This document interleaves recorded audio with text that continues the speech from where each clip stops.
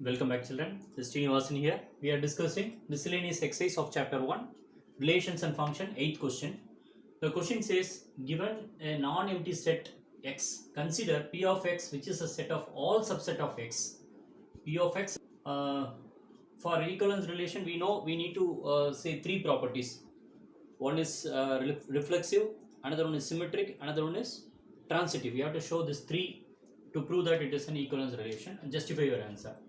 Okay, let us write the relation first. Let R is equal to set of all a comma b such that a is a subset of b. Okay, so this relation contains the subsets. If you take two sets, one should be the subset of another. Okay, children, that is our concept. To prove reflexive, what we'll do, for all set A belongs to the domain. What is our domain? Domain is p of x. So A belongs to p of x. A comma A should be in R. If I write A comma A belongs to R, what does it mean? A is a subset of A itself. We know every set is a subset of itself. Every set is a subset of itself. The same is your A. The set A is a subset of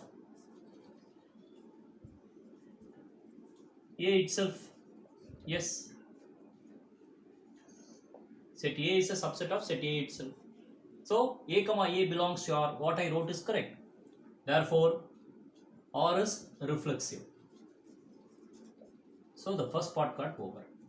Now to prove symmetric, we need to take two sets. Consider A comma B belongs to P of X. Okay. Such that you should have A comma B in R. You should check B comma A is also there in R. If I say A comma B belongs to R, what does it mean? A comma B belongs to R means A is a subset of B. I'll show by a diagram. A is a subset of B. Now, if I change this, can I say this as B is a subset of A? Is that correct? When A is a subset of B, if I write B is a subset of A, can I write like that? No, it is not possible. B is a superset of A, right? So, B is not subset of A. So, B cannot be a subset of A. Therefore, B comma A does not belongs to R. It cannot be in this R. Because if I write B comma A belongs to R, what does it mean? B becomes a subset of A. No, we have taken A is a subset of B. So, R is not symmetric. So, any one property of these three, reflexive, symmetric and transitive, is false itself. It is not an equivalence relation. So, is R an equivalence relation? It's not an equivalence relation. Now, we have to justify. So, we will go for transitive also. For transitive, reflexive 1 set, symmetric 2, transitive 3. So, let A comma B comma C be 3 sets which are in P of X. Okay, children.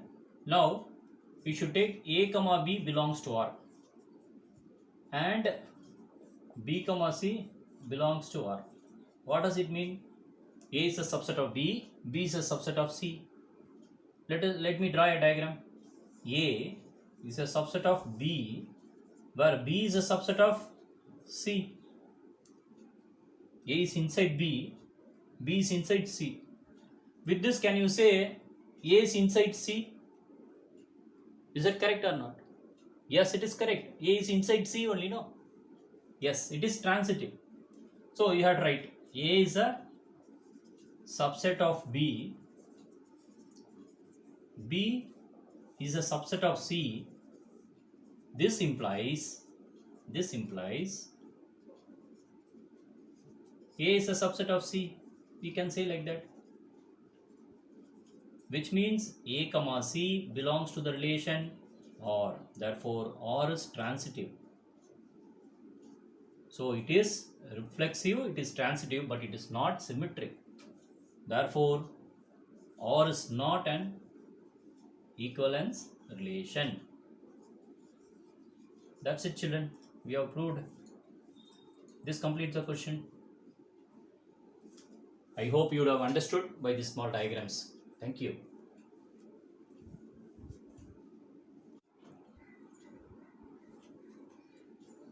This is question number 10, students. Find the number of onto functions from the set 1 to n to itself. The question says it's a mapping. Let the mapping be f from 1 to n to itself. Okay, the domain is 1 to n and your image is also 1 to n. You are going to map. So what are number of onto function? They have said it is an onto function. So we know every element will be mapped to only a single element. One element will have one image. Then only we call onto function, and you should not have an extra element in the codomain. Okay, codomain is equal to range in this question. So okay, right. So these are all very clear. So if such a case you don't have an extra element, if it is an onto function and it is 1 to 1, then what will be the number of onto functions? The number of onto functions will be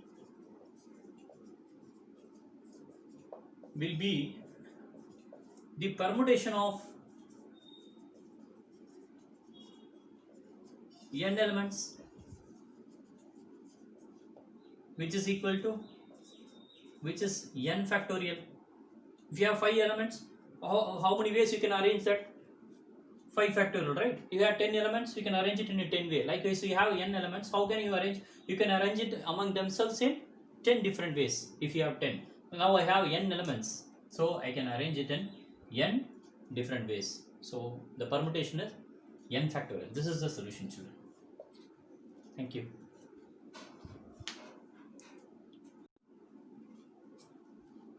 This is question number 11, children. The question says, let S equal to ABC, T is equal to the set of elements 1, 2, 3. Find F inverse of the following functions. F is defined from S to T. So this is the domain. This is your codomain. We are defining a map from S to T. If it exists, and you are mapping your ordered pairs are given here. A to 3, B to 2, C to 1. That means A's image is 3, B's image is 2, C's image is 1. So we will write it in a different way. F of A equals 3, F of B equals 2, F of C equals 1. And you should also determine it as this is the domain and this is my range. This is my domain, range. This is my domain and range. Okay. That also you should understand. Now we are written F of A equals. So we can see every different element have different images and they are 1 to 1 2. So it is obviously this is 1 to 1 and on to. So inverse exists. F is clearly 1 to 1 and on to function. Since every element in S, the domain S, maps to different element in its codomain T. Your domain is S, codomain is T. So different element. Therefore, it is clearly 1 to 1 and on to function you have completed. Now, what is the inverse now? What is the inverse of 3? Yes, F inverse of 3 is A. F inverse of 2 is B. F inverse of 1 is C. So this is your inverse elements. F inverse equal to, what is that? A, B and C. A, B, C. So you are asked to find F inverse. We have found it. A's image is 3. The inverse pre-image is A. Okay, children. This completes the first part. Let us move to the second part. So let us see. F of A is equal to 2. F of B equals 1. F of C is also equal to 1. I think you would have found the answer. A's image is 2, B's image is 1, C is also having the image as 1. So two elements cannot have the same image. It is not possible because we talk about one to one and on to only we will have an inverse. But this is not one to one. This we call it as many to one. B and C are going for one. So f of B is equal to f of C is equal to 1, but B is not equal to C. So f is not one to one function in this case, one to one function. Therefore, f inverse does not exist in this case. Okay children, it's a very simple question. This completes the solution of problem number 11.